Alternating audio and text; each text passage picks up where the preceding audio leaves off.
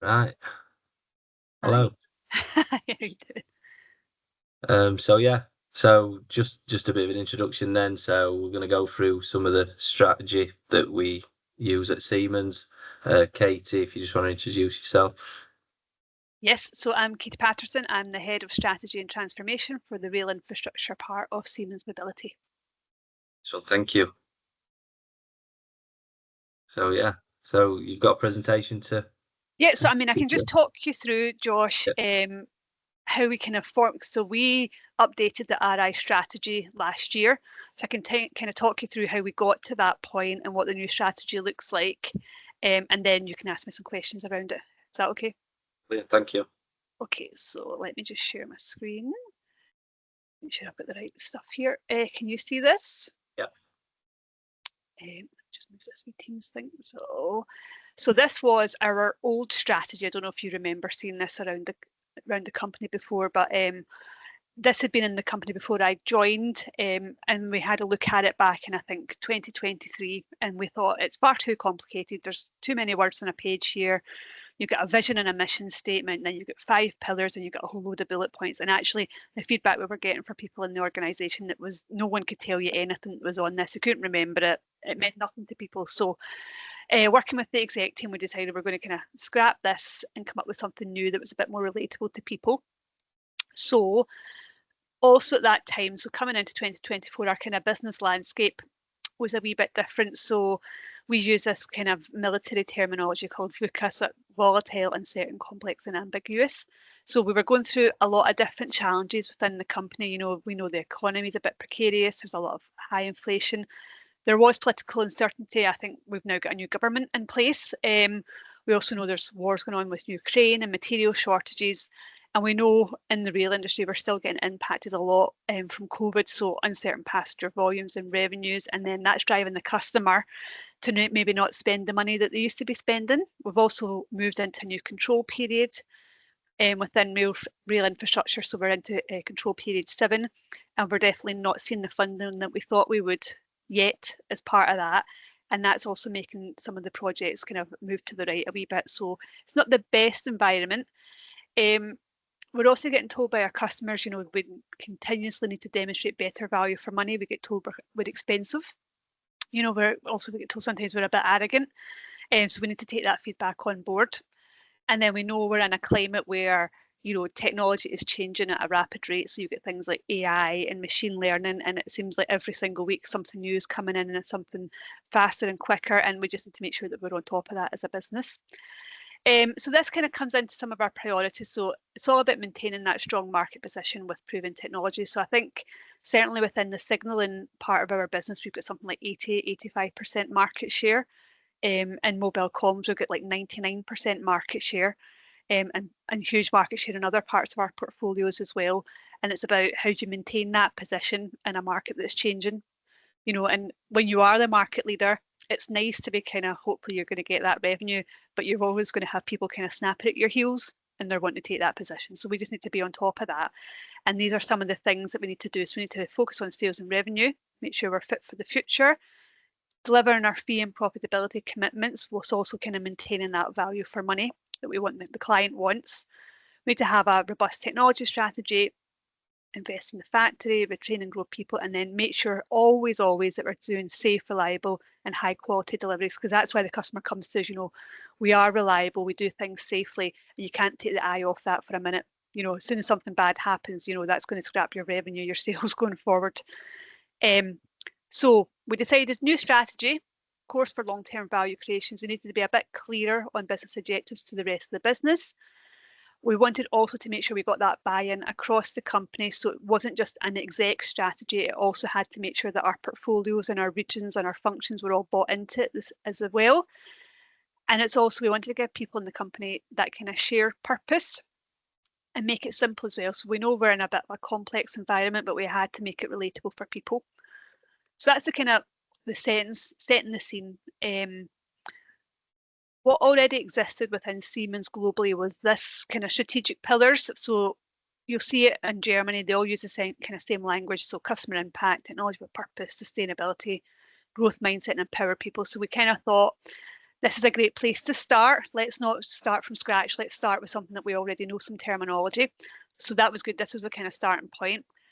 I'm not going to go over these ones. So what we then did was we kind of started with a kind of strategy house, and this is how we kind of built it up. And this is not to communicate it to others, but from a kind of within my team, we need this kind of foundation in a way to be able to then drive the strategy going forward. So we always start at the top. So we had, instead of having a vision and a mission statement, we agreed we were just going to have a single purpose statement, and we were also going to share it with Siemens Mobility, with all the central functions in it, and we were also going to share the same purpose statement with Rolling Stock and Customer Services. So that's great because that's never been done before. So the fact that we've all got the same one now makes it simpler for our people to remember. This is a global strategy pillar that I just talked you through. So we wanted to use the same language, but for rail infrastructure, we took it a little bit a step further because we can never be just simple. We wanted, instead of having 4 pillars, we wanted to have 6. So under customer impact, we've got customer impact, which is all about making sure we understand our customers' needs and wants. Then we added a pillar called value for money because we know our customers are telling that all the time. So we needed to have a dedicated pillar that we could focus on. And then the third one under customer impact as a whole was flawless execution. So that's safe, reliable delivery and making sure we are the #1 choice for our customers. So that was 3 under the kind of overarching customer impact. Technology with purpose, fine. We like that one. That stayed the same. Sustainability, we changed the words a wee bit just to make it more of a kind of action pillar rather than just sustainability. And then the last one here, growth mindset and empower people. When we were kind of talking to a lot of people within the organisation, this sounded a bit fluffy. So we wanted to make it something that people could understand, which was employer of choice. People can understand that. Not everyone really gets what do you mean by a growth mindset, you know, so employer of choice. So underneath each pillar, we have an ambition statement. So something, a 1-line sentence, which is just easy for people to hopefully remember. And if they don't remember anything else, I'd be happy that they just remembered what the pillars are called, you know. So that's at very high level, and that's what we've communicated out. But what underpins that is strategic enablers. So under each of these pillars, we've got 3 strategic enablers, which are the kind of actions that we need to do to actually achieve that ambition and actually drive the pillars forward. And that's our kind of 5-year horizon. So none of that, those words in those boxes when I show you, won't change. They should stay the same unless something dramatic happened in the market. You know, then we might have a look at it, but generally it would stay. Then underneath all of that is a whole load of strategic actions and initiatives, so projects or programs or plans that we put in place to actually make these kind of enablers and ambitions actually happen. And then that's our kind of 2-year horizon. So projects will finish, so new ones will come in and things will keep happening. So you have that kind of drumbeat of things always moving and actually getting delivered. What underpins all of this is our regions, our portfolios and our functions all have their own strategies, which we hope they're using the same language. We've done a lot of communications and embedding with each of all these areas to make sure that they are doing that and they're aligned. And then underpinning everything as a whole load of tactical action. So what you do on a day-to-day basis, what I do on a day-to-day basis, all feeds into actually making this reality. And then, so that's kind of driven from the top down, but it's also bottom up. So it makes it really strong and robust. Does that make sense? Yeah, it makes absolute sense. And it's interesting to see some of the language used. It's things I'm familiar with. Things that we hear daily. Value for money is one of the big ones with our customer. Yeah. Which, you know, as we all understand, they're our main one. And yeah, employer of choice. I've not been here that long, but yeah, everybody that I spoke to about when I was coming over here, they were talking about how good of an employer Siemens are. So yeah, it's interesting to see that it's in the strategy as well. Oh, that's good. That's good to hear. Brilliant. So what we done then when we were putting this together, we had a whole kind of plan here. I'll not talk you through this, but there was a lot of work to get the strategy ready for the launch, which we did last year, and a lot of getting the exec team ready. We had a marketing agency involved to do some of the kind of imagery for it and stuff. So this was our purpose statement that we came out with. So we transform rail travel and transport for everyone. So very simple, very high level. Hopefully people can remember it. And as I said, it's getting used across mobility now, which is great. You know, so we're all using the same language, which is perfect. And then this was our 6 pillars and the ambition statement. So And we got this marketing agency in to kind of make us this train graphic, which actually cost probably a lot more money than it should have. But it's all right, it works, I suppose. So you can see you've got the ambition statements here, and it's that single sentence. And we tried to use language which wasn't too fluffy. So if I just focus on customer impact, so ensure we're the supplier of choice through close collaboration. So it's making sure we work with our customer and understand their needs and wants, because you'd be surprised how often that we don't do that. So it's actually focusing on things. So I'll not talk through all of these, but that's what it looks like as a kind of high level picture. Yep. And then if I go into customer impact, these are the 3 enablers again. And it's quite simply defend, grow and invest. So defend our existing market share.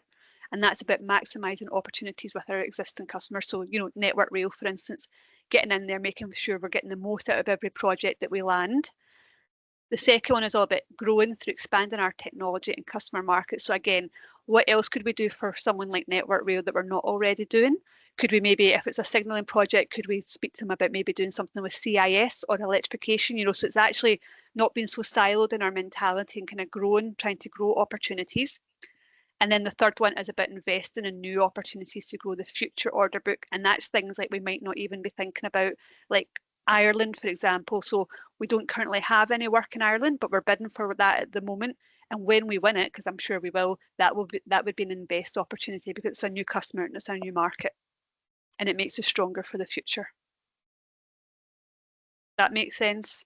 Yeah, it makes sense. Funnily enough, I've been dragged into some of those calls about the Irish rail tenders. So yeah. Good. Okay. Good. That makes sense. So that's what so Ireland is definitely an invest. Whereas defend is something like making sure that we're always getting the market share we expect in Scotland. Do you know what I mean? Yeah.